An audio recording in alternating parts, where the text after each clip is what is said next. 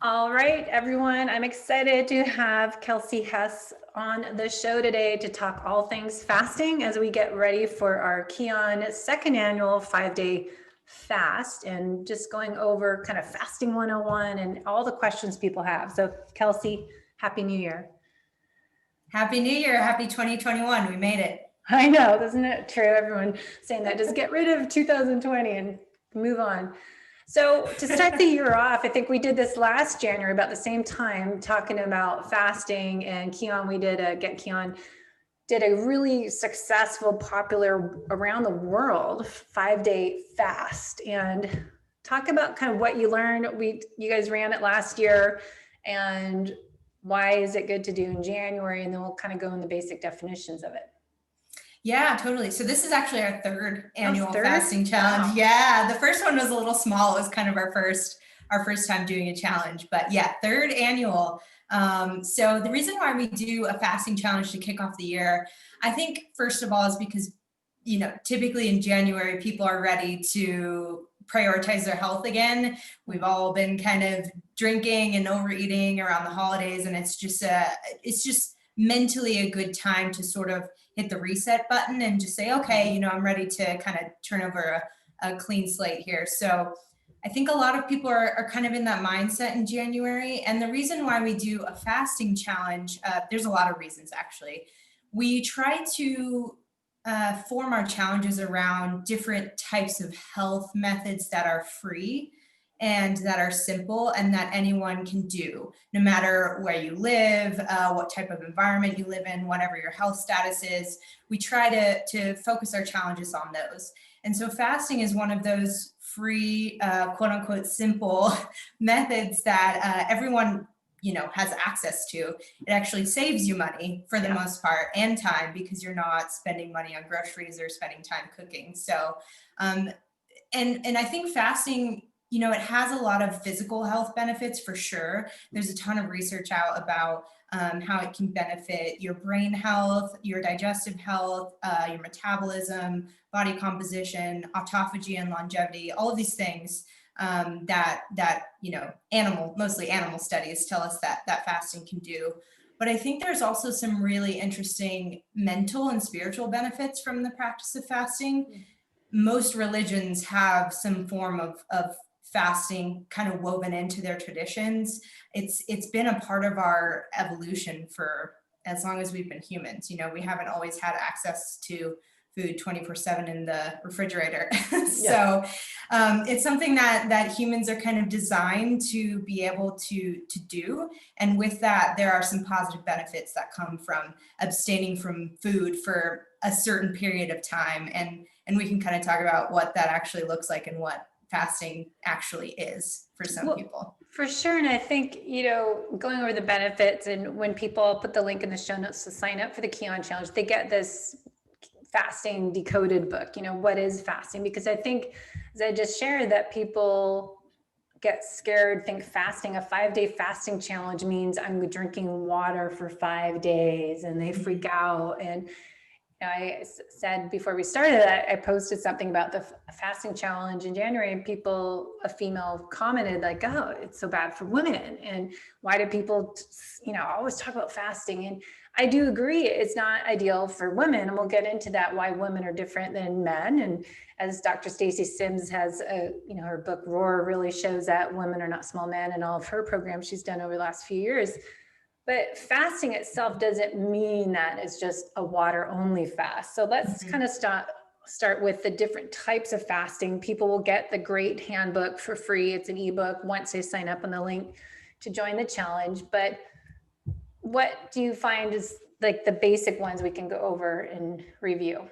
Yeah, so there are a lot of different types of fasts out there. For the purposes of our challenge and our content, we've kind of narrowed it down to 3. So the first one is intermittent fasting, and you're totally right. With the fasting challenge, you don't have to fast for the whole 5 days. You can kind of choose your own adventure, and that's sort of how our challenges and our ebook is built. So the first option is intermittent fasting, time restricted feeding, circadian fasting, whatever you want to call it. It's really just going without food for a period of time, shortening your feeding window during the day. And this can look anything like just a 12-hour fast. So it's basically just overnight. You stop eating at 8 p.m., you eat again at 8 a.m. And don't consume any calories in between that window. And I think when you say that to people and they're like, oh, that's fasting. Yeah, you know, technically when you sleep, you fast, you're not eating. So I think fasting can be a scary term, but really it can just look like a 12-hour overnight fast. And that's the one that's typically called time restricted feeding or circadian fasting. Intermittent fasting, though, is a bit of a larger term. You can go anywhere from 12 to 22 hours for your daily fast. So that could look anywhere. That could look something like you don't eat breakfast and you just eat lunch and dinner that day, or you just eat one meal a day. So that could be like your 22-hour fast, where you have a 2-hour feeding window to eat dinner. And I'll kind of get into like the different fasts that I do and do not recommend for women specifically, because I know that came up. But then the second option that we offer is we actually made up this term, and it's kind of floating around in the internet now, which is sort of funny. But the caloric liquid fast, and I think this is just audio, so you can't see my fingers in quotation marks. Put it on video too. But the caloric liquid fast, the fast is in quotation marks because if you are taking in calories, you're technically not fasting in the technical term of things, but you do get a lot of the benefits of fasting, specifically for gut health and gut rest. So the caloric liquid fast typically looks like taking in some amount of calories, but it's just in a liquid form. So you're basically giving your digestion a break. This is kind of back in the old days, what they would call like a cleanse or a detox, but those are gross words. I don't really like them. So the caloric liquid fast, it can look anywhere between 3 to 5 days of just taking in your calories in a liquid form. So you really want to focus on gut friendly and gut healing liquids when you're doing this. You don't want to be consuming a bunch of really sugary smoothies or like Diet Coke or any of these things that can kind of wreck your microbiome. The focus of this one is gut health, and everything else stems from gut health. So there's a lot of other benefits too. But typically it looks like bone broth. I really like something called Thorne Mediclear, which is kind of like a prepackaged gut health shake, but there's no junk in it. It's really good. You could also do a smoothie fast, but like make sure they're really low sugar smoothies, not a lot of fruit, kind of just veggies and gut healing components there. So those are kind of like 3 examples of what a caloric liquid fast could look like. And if you're familiar with Prolon, Walter Longo's new like prepackaged fasting mimicking diet, it kind of goes along similar principles where you can still consume some calories and get benefits of fasting. It's kind of like a calorie reduced fast in a way, but his system is not liquid. So we just find it's typically easier for people to do some sort of liquid fast instead of buy that system or try to make it themselves. So that's the second option. And then the third option is what I think most people think of when they think of a fast. We also coined this term a non-caloric fast. So this would be no calories. You're only consuming liquids with 0 calories. So water, sparkling water, tea, black coffee, all those things are technically fine during one of these fasts, because the main goal of a non-caloric liquid fast is to stimulate autophagy, which is that process of cellular cleanup that gives us those awesome disease prevention and longevity benefits. So you're basically avoiding anything that will turn off autophagy. So to get nerdy, anything that stimulates mTOR, that like growth pathway in your body, you want to keep that turned off. So you're basically consuming no calories, just liquid. And some people do this just water, but some people like to do tea or coffee or sparkling water to kind of mix it up. So those are the 3 options that we cover in our ebook. Obviously, there are many more fasting options than that. You can do like alternate day fasting. You can do the 1 meal a day. there's so many options out there, but we sort of narrowed it down to those 3 for people for simplicity's sake. Yeah, but that's all kind of similar. If you do the alternate day fasting, somewhat similar, but doing a 1 meal a day is in a liquid is what I did over the years. And I think it's over 5 years ago. I talked about this last show we did, is a 5-day jumpstart challenge that I didn't know. We didn't know the word OMAD back then. And Yeah. it just was intuitively, here's to rest your digestive system. Here's what we need to do. Stop eating 3 hours before bed. And when you are in that eating window, you're having, say, like we were doing Dr. Axe's keto feast shake, and you're doing bone broth, and you can do herbal liver detox tea, and you can do water with sea salt and mineral drops, and then 1 main meal a day, but it's a protein and a vegetable and healthy fat. And I used to do vegetable juices too in there. And so you have like almost so much stuff. I'm like, I can't drink anything else. And it was in, say, an 8-hour window, but we didn't know 5 years ago it was intermittent fasting, and it was OMAD and time restricted feeding. But that's, to me, I made it up. Just that's how I feel like we should restrict what you're eating to let you have your digestive system have that reset and reboot. So your body's not always have to digest food. Like even not eating meat for the week would be probably good, but getting your amino acids from your bone broth, because meat's so hard to digest for people. So it's funny just how over the years we start to have words for everything. Yeah, right. People used to eat, feast and fast. And now it's like, okay, we got to organize a challenge to get people to realize you don't need to eat 7 in the morning and have a snack and then eat lunch and then snack and eat dinner. And then they have snacking after dinner until they go to bed. Then you end up eating 16 hours a day. It's funny. Mm-hmm. Yeah. And none of these concepts are new, right? They've just kind of been defined and given terms, I think, over the years as the science kind of grows in this area. But yeah, I think that, a lot of the benefits, there are a lot of benefits that come when you're not eating, I think, is what people don't realize. Your body sort of turns things up and turns some things down. And if we can find a balance between the feeding, which obviously there are benefits to eating food, lots of benefits to eating food. There are also benefits to not eating food. So if we can kind of strike a balance between those two, I think that's when we can really experience a lot of robust health. So going back to the different types and where people can start, I think this would probably be a concern for a lot of practitioners, health coaches, because people will just go to the extreme, the typical people that are going to follow Kion and Ben Greenfield, and they're the overachiever, ambitious, high performing individuals that are just going to do more is better, which isn't always great. That more is better mentality can get you in trouble. So if you haven't been doing any fasting, intermittent fasting, 12 to 16 hour overnight, are you going to pick a 5-day water only fast? And those people that do that is probably not the most beneficial for them, or cause possibly being a stress and being a lot of uncomfortable hunger issues. And if they're been eating a high carb diet, they're not fat adapted.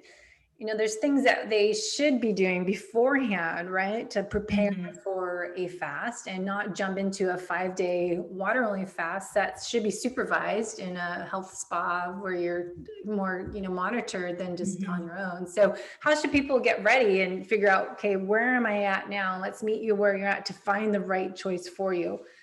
Yeah, you made so many good points there. I don't even know where to start. I guess first thing is, yes, I 100% agree with you. If you have never fasted before, you've never really, made any dietary shifts before, definitely don't jump into a 5-day water fast. Bad idea. It's going to be not only may have some negative health effects, it's going to be miserable. That's like kind of going from drinking 5 cups of coffee a day to no caffeine. Yeah. You're going to get headaches.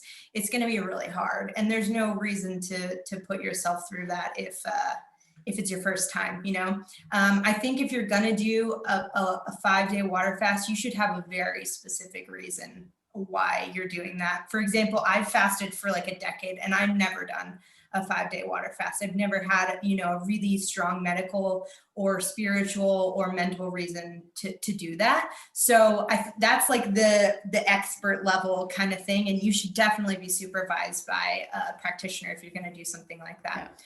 So yes, you're totally right. If you're just starting off, totally start with a 12-hour fast. I think that's really easy for a lot of people to do.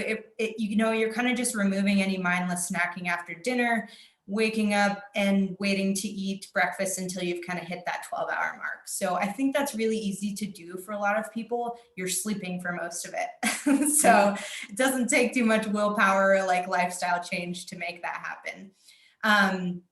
If you're going to go beyond that, you're right. You probably need to prepare a little bit. You need to make sure that you're eating mostly whole, nutritious foods, that you're not consistently spiking your blood sugar throughout the day by relying on a lot of sugary carbohydrates. It's best to, if you're going to prepare for something like, 5 days of a 16 to 20 hour intermittent fasting, the week before, you really want to focus on removing any of the junk. So avoiding, alcohol, sugar, a lot of refined carbs, kind of wean yourself into that and make sure that if you can, you're getting fat adapted, because that is what your body is going to be relying on while you're fasting. Yeah. And I'm sure you have a lot of tips on how people can get fat adapted, but, kind of stick to the low carb diet there for a couple days or so beforehand. Well, I was trying to post that this week promoting the fasting challenge, and I put that on my Facebook page this week. I'm like, okay, this is preparation week.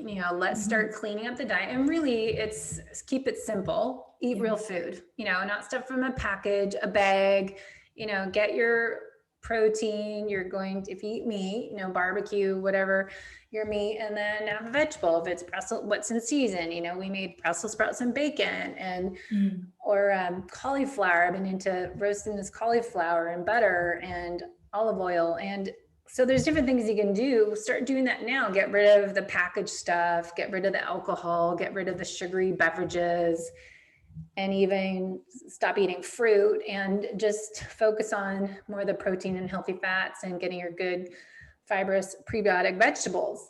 Then that just kind of automatically become intermittent fasting a little bit more, because you're not as hungry, you're full and satisfied, you've lost those cravings, and you are not eating 24/7. So it just kind of happens that you're fasting without knowing it, but you're preparing, kind of cleaning house internally and externally.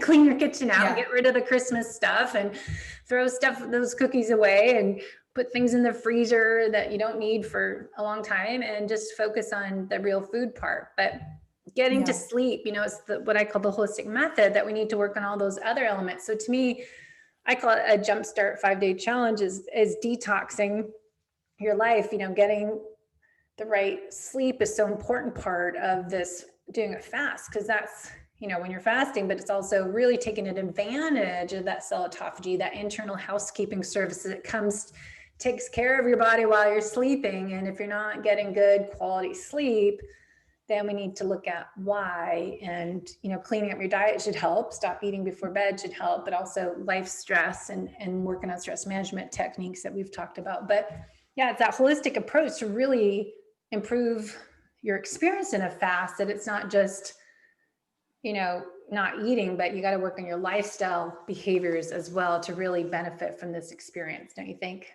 Yeah. And to make it easier on yourself is really like the thing that you're going to feel if you're kind of all over the place and then you jump into a fast. It's just not going to be a good experience. So for sure, that's kind of why we start the opt-in period for our fasting challenge every year a few weeks early, so that people can set aside time to prepare. We send out, emails with tips and tips to prepare for your fast and what to do every day, so that you can go into it feeling prepared and comfortable and have the best experience that you can have. It should not be a suck fest, it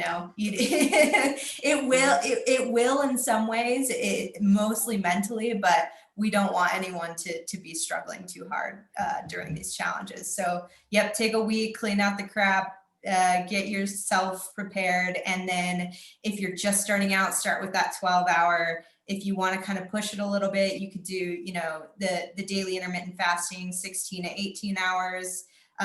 That's really as far as I go if you're a beginner. I would say another thing to kind of help you figure out where to start if you've never done a fast before, or even if you kind of want to try something new. The way we break it out in our ebook is by your goal for fasting. And so kind of like I explained, the three different methods. Typically intermittent fasting, if you want some sort of body composition benefits, if you've got some goals or kind of just want to get metabolically healthy, intermittent fasting is probably going to be your best bet. Again, the benefits all kind of overlap here, but trying to simplify things for people. If you want gut health, the caloric liquid fast is going to be where you want to go. And you can kind of tailor these things to where you're starting. So if you're brand new and you want to try a caloric liquid fast, maybe only do it for 1 day or 2 days. Maybe only do it for 2 of the meals of your day and then eat a normal dinner. Kind of ease yourself into it. You can sort of tailor it to however you'd like. And then again, not for beginners, but the non-caloric liquid fast, if you've got some greater ambitions and you're sort of looking for the longevity benefits, you can do that for any from 1 to 5 days. So it's kind of mix and match. And the non-caloric liquid fast is going to be best for those autophagy benefits for sure. But you still get some of those with the other kinds of fasts as well.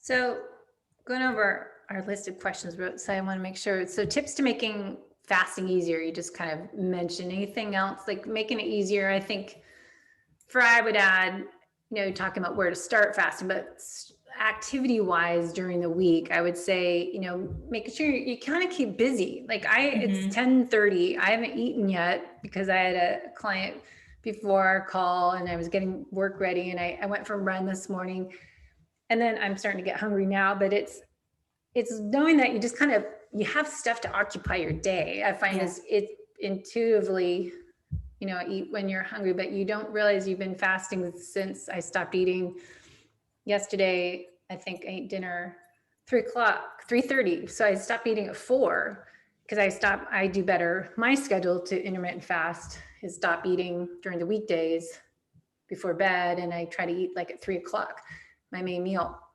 So anyways, I think if you have stuff during your day, you stop focusing on food. I think the biggest thing, people just like, oh, when am I eating next? What's my next meal? And they're always thinking about what they're eating instead of, you know, I like having one main meal that we're going to have burgers and an egg, and we did bacon, egg, and a grass-fed burger and some pickles yesterday. I mean, just have one main meal. It makes it easier. But during the day, I have, you know, if you have appointments or things going on that you can do or go for a walk, you know, it makes it easier. And light exercise, you know, not trying to go do a heavy long run or heavy hit training or something like that, I think is another thing for exercise that week. Kind of take everything, tone it down, right? What do you find for making it easier when you're fasting? Yeah, I think staying busy is definitely key, but stay busy with things that don't stress you out. Yeah, exactly. Because no stress. Stress is the last thing you want when you're fasting, because fasting is a stressor. So we really want to avoid stacking those stressors on top of each other, including the you know, excess exercise. If you have a really stressful week at work, you know, maybe fasting is going to be a little bit difficult. So stay busy with things that don't stress you out. We've all done that. I'm bored, I'm going to go stand in front of the refrigerator thing. So try not to be bored. Reading, a lot of walking, cleaning your house, or like doing. I have a book. So there's this book called Boundless that's so freaking gigantic. I'm trying to read it because, you know, I'm coaching for Ben. Yep. Now, and I have to finish this book. I'm like, oh my God, this book is taking me forever to read. So if you want something to do, get Boundless, and you'll just spend hours reading that book over and over again. Yep. But yeah, so sorry to interrupt, but I think the big word you said is what I talk about all the time, is chronic stress. And what is fasting?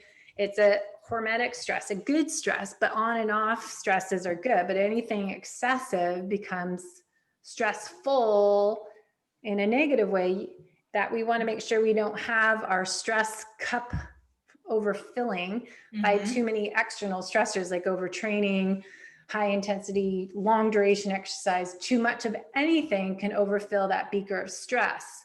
So how do we mitigate all these different life stressors that we have and make sure fasting is beneficial stress, not a negative stress? And that can tie into women and athletes as well. Yeah. How can we do it? Oh man, I can't tell you, but only you know how much stress you have. Yeah. But if you tune into your body, you'll know when it's too much. There are definitely like specific side effects for women for sure, but poor sleep, kind of getting bingy, mood disorders, those kind of things will, if you're experiencing those, you might know that fasting is a little too much for you right now. And I think just take a step back and look at your life and kind of rate your stress levels on a 1 to 10. And I think if you're, above that 5, maybe take it easy. Maybe don't fast right now. We all have seasons, right? If you're a busy mom, you have a busy career, you're kind of working all day and then taking care of the kids, may not be the best season for you to be fasting too much. Maybe once those kids can kind of take care of themselves, you can start to do that. Yeah. I think a lot of the athletes that listen probably need to be reminded when they're fasting, when anything is too much, the Goldilocks effect for everything. When is, less is more, but when is that too low, then not to create the positive effect, get the cell autophagy, or just to make sure we're getting some gut healing and some fat burning. But when it's, you're doing too much, that's like, okay, that's overloading my HPA axis, my beaker of stress, my cup is overfilling. Yeah. And it is N equals 1, and you have to really pay attention. And I think that's what the important part of fasting that, I think is a lot too much for a lot of people. I know someone was doing all October, November, December, she was doing this alternate day, 48-hour fast. I was like, and I just thought it was like, isn't that a little too much to keep doing that over and over again for a female? So what do we do as females and female athletes who have additional stress, or I guess that's any female, what's different that you've learned over the last 3 years of the challenges and all your research you've been writing, all these great articles? We'll put the links in the show notes for the part 1 and part 2, fasting for women. And I'll put the link to our last year's podcast because we did talk about this in one episode. Yeah, that one is super in depth on this topic specifically. So definitely listen to that one from last year if you're interested in fasting for women. And we'll also be putting out more. I'm doing another video this year on our channel on Instagram. Okay. So go follow Kion on Instagram and you can see that and kind of leave comments and ask me questions directly. But when I talk about fasting for women, I break it out into 2 groups. So one is premenopausal women. You haven't hit menopause yet. You still have your period. You still have all those reproductive hormones that can get affected by fasting or calorie shifts. The other group is postmenopausal women. So and of course there's groups in between there that are a little bit trickier, like perimenopause, and you're actually going through menopause, and that just really depends on the female. But for simplicity, I break it out into pre and postmenopause. Premenopausal women need to be much more careful with fasting. And if you're an athlete and you're premenopausal, be super careful with fasting. And I would say, 12 to 14 hours, if you're going to do it every day max, even that's kind of towing the line a little bit. You could do an occasional longer fast once a month, once a quarter, something like that. But you really need to be careful. What your body needs most as a young female athlete is fuel. So give it fuel, don't deprive your body of fuel. And if you're an athlete and you're doing a lot of fasting, typically the negative side effects will show up as your period starts to become irregular. You lose your period altogether. That female athlete triad. In there. Yep. We all have. You either start to become too lean, or you actually may start to put on weight. It can go either way for women. You're fatigued all the time. Your recovery is super low. Your performance starts to decline. hair loss, acne, all of these things typically mean there's some sort of energy imbalance there. And I would stay away from fasting if you have a high activity load in your premenopause. Well, that's impacting your whole hormone cycle, your hormone imbalance, and HPA axis dysfunction or adrenal exhaustion we used to talk about, but messes up your adrenals, mess up your thyroid too. Everything's connected, and all your hormones get and what we talked about last year in the podcast is how women are specifically affected by fasting, and that's why I talk about them specifically is a lot of the studies that are done that talk about all these benefits of fasting that we even cite at Kion a lot are either done on mice or men. There's hardly any studies that are done on young women of premenopausal age. And the few that we do have actually show negative effects on women's reproductive hormones from fasting or any type of caloric shift. So that could be calorie restriction as well. I kind of lump all those things in together. And the shifts in calories kind of affect the precursors to our reproductive hormones. So it may take a little while for anything to actually affect you because you're kind of changing the upstream of those hormones. But after a while, if you're doing it long enough and you're kind of putting your body in that stress, you'll start to see those negative hormonal effects. So just pay attention for sure. I don't know everyone and I don't know their body, but I've done all these things wrong. So I know they happen. Yeah, exactly. I mean, that's what I say a lot when I'm interviewed in podcasts. Like I was doing all the right things and I threw my body hormones in a hole in 2013 and never been they're still low. So it is, being careful. And that's what I feel like it's my purpose since I have that habit to me to say, watch out, N equals 1. And a lot of it's looking at your genetic SNPs as well, so epigenetics, but it's so fascinating to me, how so many people don't have that awareness until it's like, okay, it's not too late, but you're getting close to digging yourself in that hole. But I was doing fasted workouts. I was doing a lot of cardio and strength training and yoga. And I was doing low carb meals and being really strict and doing, 10 gallons of bulletproof coffee a day probably didn't help. And, all these things you think are good for you. Just to empathize with you for a second though, Debbie, that is what we've been told for so long is like going to make us healthy, perform well, metabolically active, all of these things that we want, but all of that research and typically the advice is for men. No, that's what I love what you're doing and what Dr. Stacy Sims, brought a lot to light of the science, not scientific, but the physiological differences between a man and a woman and all the research.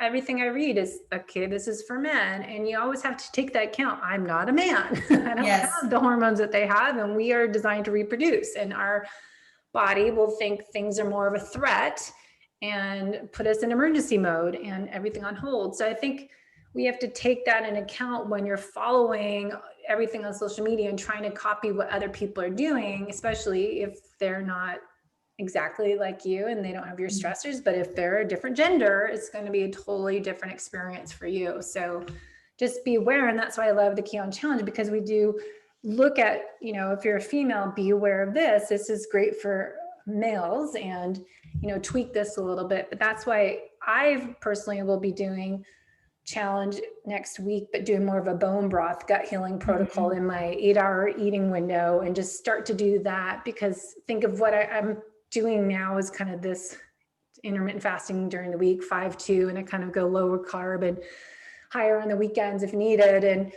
But for me, it's like change it up by doing more liquids, do my Dr. Axe. I have a bunch of these keto feast shakes, Bonafide Provisions. I love their bone broth and adding those are good oil and and they're actually in Encinitas right where I am now. So it's funny. It's like, I love their bone broth. But anyways, the fasting for you, what would you do? What are you doing next week? Or are you doing the challenge? How are you going to do it? Yeah, so I almost always do the caloric liquid fast. Typically 3 days. I've gone 5 before, but it feels like a little too much for me at times.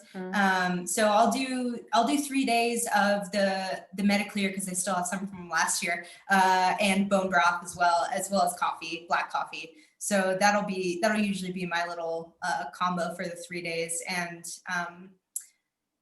this week I am, to kind of prepare, obviously not doing any alcohol or sugar or anything like that, and kind of shortening my feeding windows every day a little bit too, to just kind of get my body prepared for next week so that it doesn't totally suck. Yeah. Yeah, that's what I'm planning on doing. And I've been doing something like that for many years now. And it's made a huge difference in my autoimmune disease, my skin health, my gut health, all of these things. Like I love doing it every year because I feel so much better afterwards. Yeah. And I think, doing a 24-hour fast, is that, something you do? I know Ben does it. He says every Sunday to Monday. And I'm like, is that too much for me?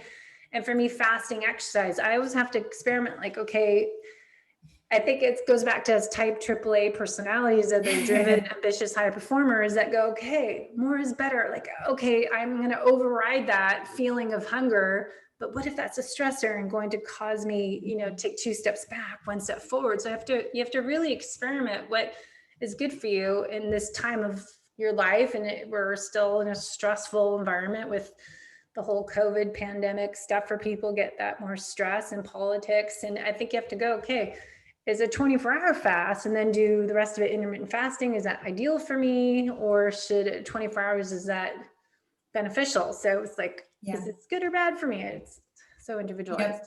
Yeah, and you only know until you try, I guess. And just try to be really honest with yourself too. Don't push through it just because you think you have to. Really be honest with yourself. Ask yourself why you're fasting in the first place. Yeah, good question. Why? Yeah, why? Why are you doing this? Is it for some of those benefits that I mentioned?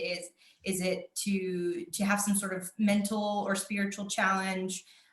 What is the purpose? And I think when you connect to your why before you do something like a fast, it makes it that much more powerful for you as well. And that much more just aligned with your motivation. So I think that's a really good question to ask yourself before doing something like a fast. And unfortunately, you'll know if you've overdone it. And there's only one way to know, but definitely just pay attention to your body and how it's reacting to. Well, how would you know? If you feel like crap, or should you feel good? I mean, how do you, like, okay, next month you don't get your period, or what are some big signs that so much? I think that's a tricky part with fasting is, if there's part of it that's not gonna feel comfortable, and that's where we grow in it. That's some of the benefits from fasting is it separates us from that reliance on food, that behavior of wanting to eat, these things that kind of chain us to the fridge sometimes, and so I think that's part of the benefit of it, but it does feel uncomfortable, and you will get hungry if you're doing it for the first time. You'll get those hunger pangs, but hunger should feel like a wave if you're fasting. So it should kind of come and go. So typically, if you've never fasted before, you'll get hungry around your normal meal times. It's kind of like your body just knows you typically eat then. You may not even be, yes, your circadian rhythm knows when to expect food. So you're going to get hungry around lunch. Should last 30 minutes to an hour. If it lasts longer than that, really pay attention and say like, oh, maybe I need to cut it a little bit short today. So that's one thing to look out for. It really should come and go. Your hunger should not persist for more than an hour. So that's a good tip, though, that everyone should take note of that, because I think a lot of people are so driven that they override that and go, okay, I'm going to get through this. I'm tough. I'm not a wimp. I'm not going to give up. I'm going to do the 5 days and screw myself up and deal with it later. If you're a man, you may be able to do that. Like, you could probably push through it and just be just fine. So if you're a man listening to this, go for Right. it.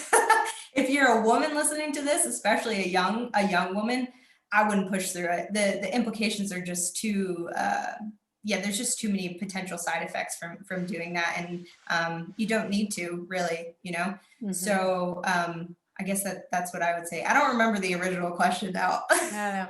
Just when you know when you're doing too much, like Right. So I think having water and have some sea salt in it is a great thing, because a lot of times you're just dehydrated. Yeah. And you just might feel better with a glass of water, and just I put a big splash or pinch of sea salt in it.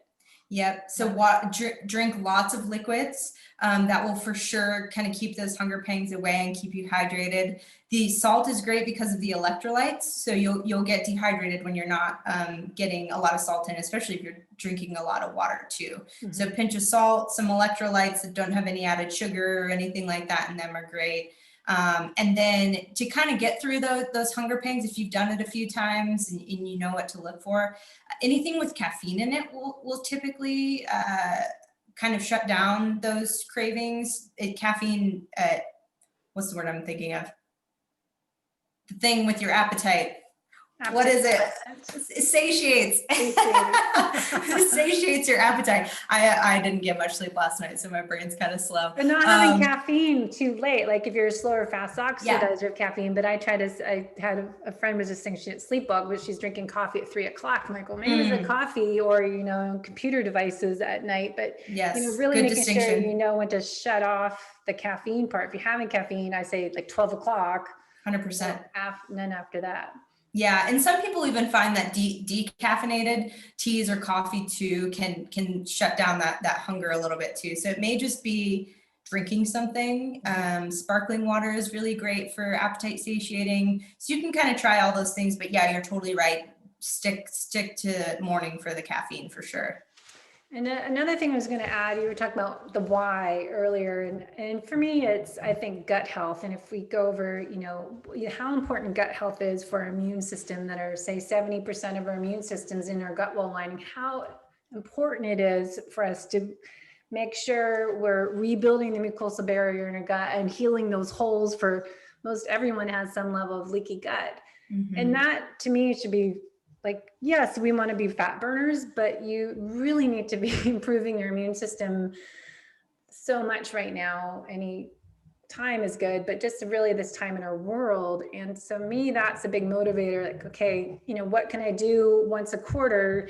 Do a bone broth fast. If it's in, my intermittent fasting, but having lots of bone broth, 3 cups a day, and doing that. But as you said, I couldn't do that for 5 days and not eat anything. I can't do that. But like one day, just liquid, next day, have a meal, kind of the alternate day fast to me is more doable mentally. That, okay, tomorrow I'm having food, but today's just a liquid day. Tomorrow I'm going to do my one main meal day and have my broth. And that to me is sustainable, rather than just thinking, oh my God, 5 days of no solid food would kill me. And then all you're doing is thinking of eating, and then you're overeating. So I think, to me, that's just my tip, is what I'm doing is a kind of alternate day fasting. And I'm going to do like 3 cups of bone broth each day in my 8-hour eating window. So I get my 16 hours to 20 hours I fast. But yeah, that's a great strategy, because you, as someone who's really active, can then still have your active days on your regular feeding days, but then you can kind of get those gut healing benefits during the days where you're just doing the bone broth and kind of take it easy on the exercise. So I think that's a great approach as well. Yeah. And adding in your bone broth, I was looking at the mushroom changa, putting stuff, and I've been using the mud water coffee. Have you heard of that? Oh, I've heard of it, but I haven't tried it. It's literally like mud, the bottom of my cup, but it has all the mushrooms in it, and it's kind of a chai tea, chai cacao, but like, I don't know, 5 different mushrooms and all this stuff in it. So I was reading about Ben in his book, I was typing the notes, changa mushroom extract, and adding some oregano oil even in your bone broth to really make it this immune boosting, gut healing soup. You can have a tea, but it's just have you done that before? The oregano oil in the bone broth seems like it'd be gross. I think it'd be awful, but I don't recommend that. I was reading the Boundless book, page 361, about doing that, but Ben seems like he can do anything and not gross out. But I've seen him eat some really weird stuff. So yes, you're correct. Yeah. So I would say, like, I'm taking the capsules, the oregano oil, not the liquid, but the Perfect. chana mushrooms or mushrooms into your bone broth or MCT oil, I can do. But that, anyway, so the next question was exercising. I've for years have done fasted morning workouts, but I think, doing them a little bit less, doing kind of a 45-minute session in the morning, the low heart rate, if it's a walk or a nice, walk, run, something that's not going to be so strenuous and exhausting in your body when you're adding this type of good stress. We don't want to add too many stressors. So exercising each day, like moving, getting your walking in, but don't try to do anything really hard, higher heart rates or tempo speed work that week, right? Yeah, typically steady state, like low intensity cardio is going to be the perfect thing to do fasted in the morning, especially if you're trying to target that fat loss, because that's sort of the fat loss zone anyways. So you don't really want to get your heart rate up super high and do that hit or like really heavy strength training fasted, because you're spiking your cortisol then, and your cortisol is probably already a little bit high if you're fasted. So that's not great for your stress or your hormones or really for your waistline. So it's kind of doing the opposite effect for sure. Steady state, like low intensity aerobic cardio is great. And I would even add doing a yoga challenge, or if you're going to do something like this 5-day fast, I would think of it as fasting from stress and elimination diet of all things, like cutting back your time social media and time on TV, and maybe do yoga every morning. I do Travis Elliott Inner Dimension TV. That's like $10 a month. And they have all these different videos on there. I have on our iPad. We do a 30-minute to 45-minute yoga in the morning and doing a yin yoga at nighttime and going for a walk. And I like to tell my clients breakfast, lunch, dinner means move. Doesn't mean eat. It means move outside ideally, and make that more movement throughout the day rather than just, a lot of people work out 30, 40 minutes or whatever the hour, and then they sit the rest of the day. So I'd rather you do some light movement throughout the day. If it's morning, lunchtime, evening, let's figure out what you can do to get outside and get, walk around the block or something. Movement. Totally. Yeah. But what's that called? LISS movement, low intensity, steady state. Haven't heard that, but there's a name for everything.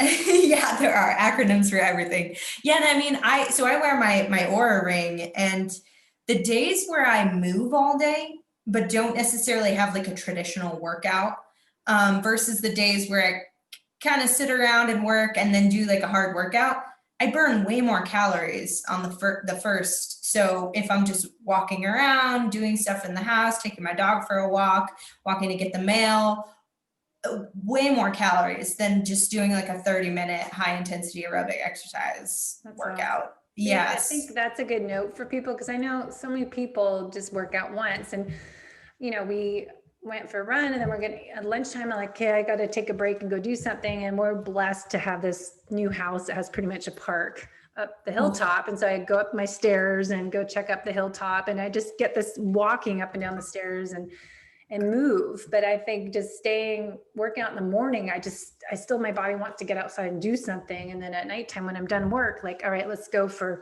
a walk or something. And it's good to see that on Oura Ring. I don't have one yet, but it's on my list this year. They're pretty cool. The benefits of it. Yeah. And not to knock like a traditional workout, because you still want to build muscle and get those cardiovascular benefits from a harder workout, but for activity and calorie burn purposes, and just kind of being a little bit nicer on your hormones, just move all day. It's perfect. Yeah. Move more and lift heavy things is my thing. Yeah. I think that's Mark Sisson's thing too. I've heard him say that a few times. That's good. All right. So we're wrapping up on time. I'll put everything on the links. We got your blog that you wrote, All Fasting for Women, part 1 and 2. There's Breaking a Fast Mindfully, all making fasting easier blog. Just Coffee Break a Fast blog, and we have health benefits of fasting. And we have a new one today. What breaks a fast? Yes, you'll like that one. That one's like literally everything you could possibly think of, and if it breaks your fast or not. What's the number one question? Probably, can I have cream in my coffee? Because that's always mine. Like, it's always It's like always coffee related. So that's why we have an entire blog post dedicated to that one. But then this one covers coffee, tea, lemon juice, apple cider vinegar, bone broth, supplements, Oh, I opened it, gum. I haven't read it yet. Yeah, it's a beast. It's a And good one. all of those break your fast? So we broke it down by fast. So it's super in depth. So does it break your fast for if you're doing the non-caloric? Does it break your fast if you're doing caloric liquid? Does it break your fast if you're intermittent fasting? So did you write that? No, I helped my writer on my team write it. So Mike is responsible for this beastly post. That's a lot of research you have to do and put that all together. Oh yeah, it was fun. Well, anything else you want to add that we forgot? I think we covered most all the stuff, and we'll put the links for last year's show, but everything's in the ebook once people sign up. So people have to sign up for the challenge, and I'll put the link how to register for it. And you get the fasting decoding, what's it called? The ebook? Fasting decoded ebook. So it's 50 plus pages on all things fasting. Everything's in there that you need to know. Everything is in there. And if you sign up, you get stuff every day, right? Yes. So if it's not in the ebook, it's on our blog, or it's in our videos that'll be on our Instagram channel, or it's in our emails. So, we have a ton of content coming out. And yeah, the challenge starts January 11th. Is this getting published this week?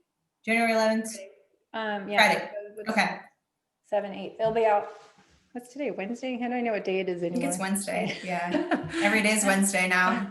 But yeah, the challenge starts Monday, January 11th. So if you have a chance to click on Debbie's link and sign up, it's completely free. When you sign up, you'll get an email with a download of the ebook, and then you'll start to get our daily emails for the challenge starting on Monday. And when the challenge starts, again, you can participate with any kind of fast that you want. It could be one in our ebook. It could be kind of one that Debbie described, whatever you want, whatever works for you. And then every day on our Instagram channel, if you follow at Kion, we're putting out educational videos from fasting experts that are about 10 minutes long that cover a certain topic. So make sure you go watch those. We'll also, if you don't have Instagram, we'll email out the link to the YouTube video as well. I'll be doing one on Monday, fasting for women. So if you want to know more about this topic, you can check our Instagram there. And we've got a bunch of doctors and psychotherapists kind of jumping on to do some educational content for us as well. Yeah. That's on Instagram Live. You'll have it, or? No, it'll just be on our feed. Instagram Lives are just logistically tricky, and I don't watch them. So I don't know if anyone else does. I know I don't, but my husband does. I'm like, how do you find that? I can't find it. You do it and then it's gone. And so that's, well, it's like, I don't want to watch it right now. I want to watch it when I want to watch it. Exactly. Especially if you're recording it, you can't see it. Yeah, definitely. And I didn't even cover anything for postmenopausal women. But you can definitely go to the links to the articles that Debbie will share about fasting for women. And there's part 2 of the Fasting for Women series. The second half talks all about postmenopausal women. So if you're in that category, go check that one out too. And Dr. Anna, we've done lots of podcasts with her. And Anna Quebeca? Yeah. Oh, nice. Yeah, she does keto green and does intermittent fasting, but kind of focus on the menopausal, postmenopausal women. Perfect. Program. So help with that too. So thank you so much for your time today. And you are always an expert in everything, and all behind the scenes at Kion, researching and writing and doing your own health coaching as well still, right? Oh, no. All my time is devoted to Kion now. They take all of it. Maybe someday. And other fasts, or not fast, but challenges for 2021. Are we doing the intermittent fasting? We will got now, and then cold water therapy fasting. We will probably do another cold thermo challenge in the summer. We may do a third one that's still TBD. So yeah, just follow us on Instagram and you'll kind of get all the news of when we launch those. The cold thermo challenge is very fun. Yeah, I do the Tabata challenge, hot cold.